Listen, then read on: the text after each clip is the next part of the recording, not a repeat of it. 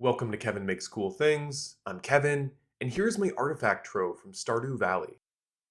I love Stardew Valley, and I play a lot when I'm stressed and things aren't going well, so I've been playing a lot lately. Like I mentioned last month, I've been trying to get into making swords out of EVA foam. Last month I tried making the Demon King's longsword from solo leveling, and it was terrible. Version 2 was better, but not good enough. My third attempt at a sword was a little bit different, and it was going pretty well until it all went to crap about a week ago. The entire process has been tremendously frustrating, with a lot of time wasted and a decent amount of money. So anyways, I've been playing a lot of Stardew Valley recently. My sword project fell through a week ago, and this seemed like a nice little project I could get done in just a few days. I got the reference image off of the wiki. In GIMP, I worked through the design, which was pretty simple. There will be circular gems on each side, and there will be a handle on the top. I'm going to make the top piece with all these details so it slides over a bottom piece to create a nice little box. I started in Blender with a circle. I set the number of sides to 6, which created a perfect hexagon. This is a great trick if you ever need to make something like this. I did some extrusions with that hexagon and created this shape. I made the internal section in the same way. I adjusted things so it looked like it fit nicely, but I didn't obsess over the measurements like I normally do. Paying close attention to the measurements helps me confirm the details are large enough to get printed properly, but that's not as important in this case as it is on something like the Cartenon key I made last month. I wanted to experiment with this more laid back approach, and it turned out alright. For the gems, I grabbed half a sphere and extruded the base a little, just to help it sit better. After this was in the correct position, I copied it, set the origin to the 3D cursor, and rotated the gem by 60 degrees on the Z-axis.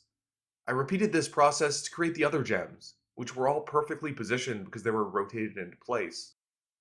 I improvised the handle as best I could.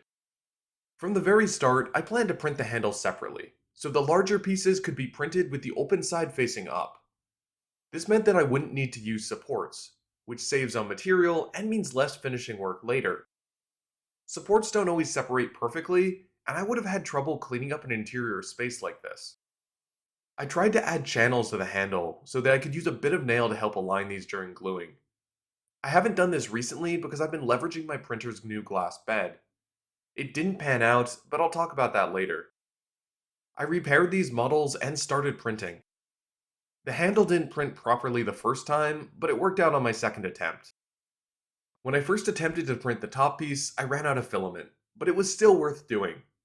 It turns out the fit was a little too snug with the bottom piece, which I printed first, so I scaled out the top piece so nothing would get stuck. After printing, I did a quick round of sanding with my Dremel tool before applying wood filler. The top white section was a little bit rougher than normal because I messed up the calibration while replacing my filament. It didn't cause too many issues, but it did require more sanding. I used some sandpaper and files to clean this up. Normally I would go straight into applying some spray-on sandable primer, but in this case I had to attach the handle first.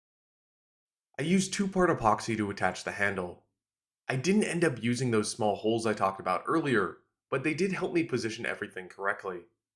Looking back, I kinda wish I'd done a better job here, or added something to strengthen this, because it came back to haunt me.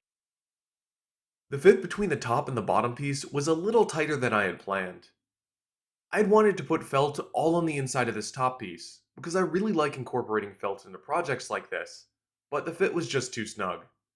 I was worried that if I put felt on all these surfaces, the top and bottom piece would get stuck together.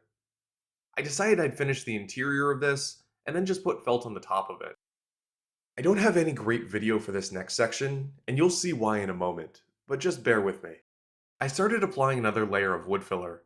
On my last few projects, I've talked about how I've only done one layer of wood filler, sanding, and primer because I'm painting them a dark color, but I would have gone back and added more wood filler and primer if I had been going for something metallic or reflective.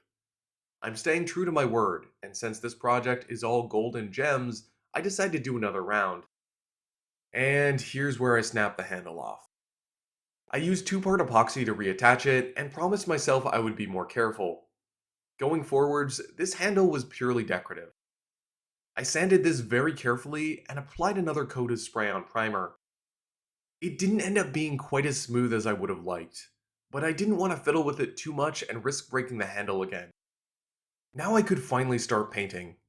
I'm using folk art metallic paint, which is the best metallic paint I've ever used. But to be fair, it's the only metallic paint I've ever used. It's generally around $3 a tube, it's available at Joann's, it comes in a variety of colors, and you can mix it with other acrylic paints to get different tones and finishes. I've looked into other paint brands and seen mixed reviews, so I've stuck with what's worked so far. Unless folk art radically changes their pricing or their recipe, I don't think I'm going to be exploring other options in the near future. For the gems, I plan to use red, purple, and green, with 2 gems of each color so it's consistent with the reference image. We only see 3 gems in the reference, so I could have done different colors for each gem and assumed that there was diamond, topaz, or some other gem on the other side of this. I decided to stay closer to the reference image, which also meant I needed fewer paint colors. I already had green and purple metallic paint, but not red. This stuff was stupidly expensive on Amazon for no good reason, so I stopped by Joann's and got this for less than $3 once you factor in discounts. Once everything was painted, I applied a coat of spray-on matte sealer. I could have used high gloss sealer for this, but I find that the matte coat is already pretty shiny. Lastly, I added felt to this. This isn't required, but it's really inexpensive, took me maybe 15 minutes to do a decent job, and I think it really adds something to 3D prints like this. And the project was finished. I think this came out pretty nicely, especially considering this was kind of a last minute project. It's not very practical with the broken handle, but it's still neat. I wish the surface had turned out a bit smoother, but there wasn't much I could do with the handle being so fragile. My only major remaining concern, aside from the handle snapping off again, is that the paint might get messed up as these pieces slide against each other, but we'll see how things go. I posted all the files on Thingiverse. There's a link in the video description if you want to make your own. If you enjoyed this video, then please give it a like. If you want to see more of my projects, then hit the subscribe button. I post every month, and I've got more 3D printing projects in the works. Hopefully next month, I'll have finally finished my solo leveling sword, and I'll be able to tell you about all the crazy mistakes I made along the way.